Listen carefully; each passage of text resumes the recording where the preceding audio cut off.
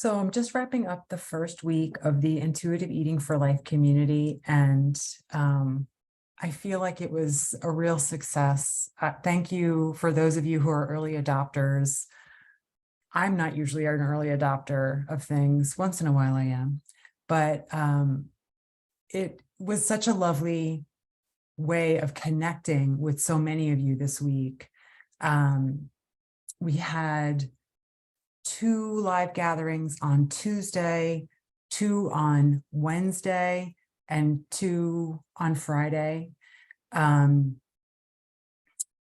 We were able to meditate together, in most cases, just briefly at the beginning, in some cases, a little bit more substantially, such as the Wednesday morning gathering, that's meditation for intuitive eaters, and the Friday afternoon gathering, that's a meditation focus, but again, is open for all topics.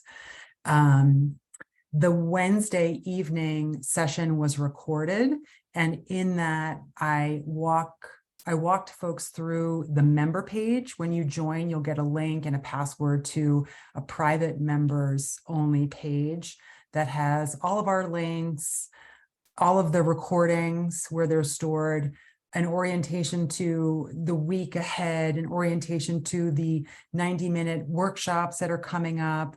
And the first one is next week or this week, depending on when you're viewing this email and video. It's on the 25th, which is Wednesday. Part of what was so lovely about this, and this is exactly the way I envisioned it, was that there were multiple people in the live gatherings, and individuals could bring up specific aspects of what was going on, what is going on in their lives. Like, what are the things that you're working with right now? What are the things that feel like they're confusing or tripping you up or presenting challenges that feel maybe immovable? And so people were able to bring up those things and provide a little bit of background. We could interact and talk through maybe some of the other circumstances surrounding this issue that might have an effect. We were able to talk about like just some conceptual ideas of how to frame this, and also some really practical ways of starting to address what's feeling kind of impossible and challenging, and how to work with it in a way that's compatible with that core value of intuitive eating and even of meditation.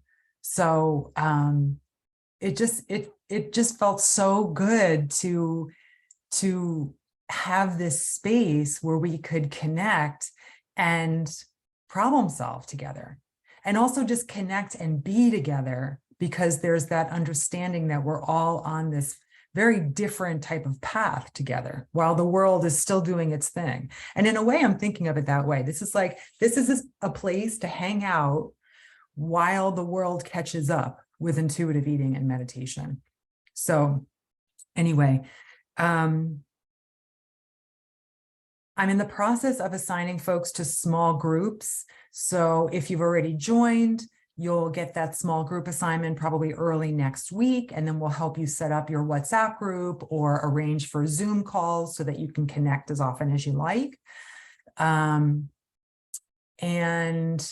like I said, the first 90-minute workshop is going to be offered next week. For folks who join the Intuitive Eating for Life community, these 90-minute workshops that occur like every 2 to 3 weeks are included. And you will automatically get the registration and the link to show up live, and you'll automatically get the recording and the workbook, the PDF workbook that Lisa is beautifying as we speak.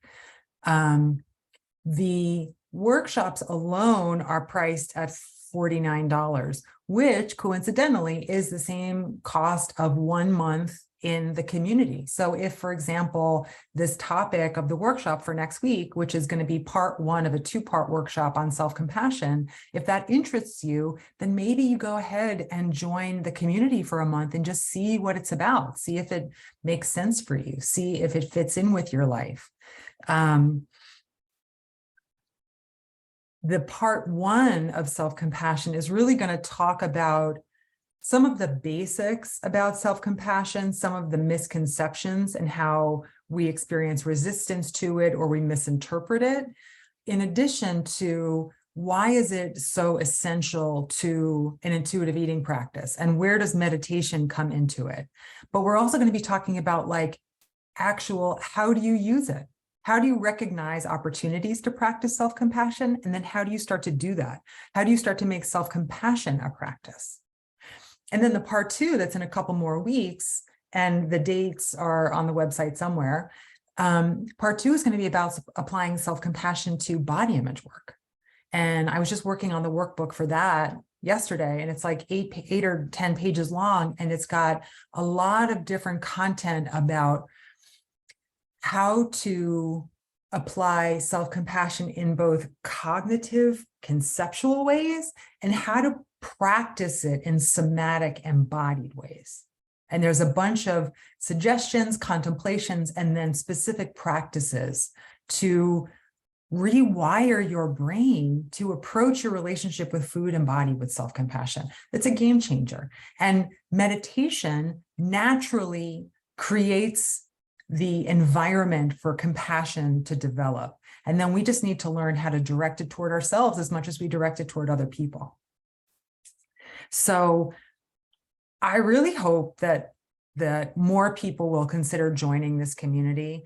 I think it's a different model than what's out there for the most part, because most of us think about working on our intuitive eating stuff either kind of alone in isolation or in sort of standalone one-to-one appointments with someone like myself or another dietitian or a therapist.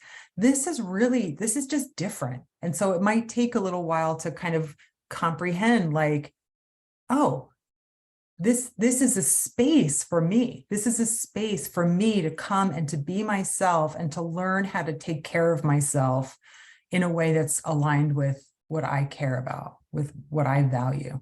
So please reach out with any questions. Please consider coming for a month and checking it out, or just sign up for the self-compassion workshop and start to experiment with bringing self-compassion into your life, into your relationship with food in real and practical and sustainable ways. So hope to see you next week. And thank you already for being part of this newsletter, which already makes you kind of part of this community. So talk to you soon.